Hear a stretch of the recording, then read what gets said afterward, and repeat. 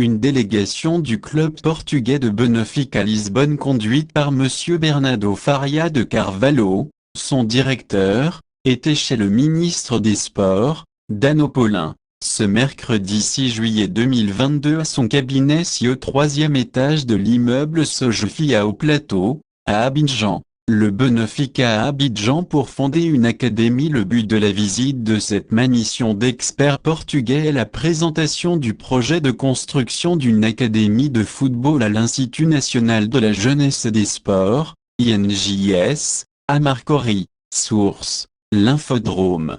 La nouvelle option à gauche pour l'OL. Si l'option Alex Grimaldo n'a pas été creusée plus loin que cela pour le moment, Bruno Cherroux multiplie les pistes. Il faut dire que c'est Léo Dubois qui a dépanné au poste d'arrière gauche pour le premier match de préparation. Une solution ultra court-termiste dirons-nous. Selon nos informations, un nouveau joueur a émergé de la shortlist du responsable du recrutement de l'OL, Souleymane Doumbia. La fusée ivoirienne formée au PSG, passée par la Suisse puis par le Stade Rennais, est sur le départ d'Angers à 1 an de la fin de son contrat. Son prix est largement plus accessible, 4 millions d'euros, et les courtisans du joueur moins prestigieux que Lyon, Union Berlin, Burnley, Birmingham. Auteur de 55 matchs lors des 2 dernières saisons SCO, Doumbia, 25 ans, possède l'immense avantage de pouvoir jouer aussi bien dans un 4-4-2 qu'en piston dans un 3-5-2,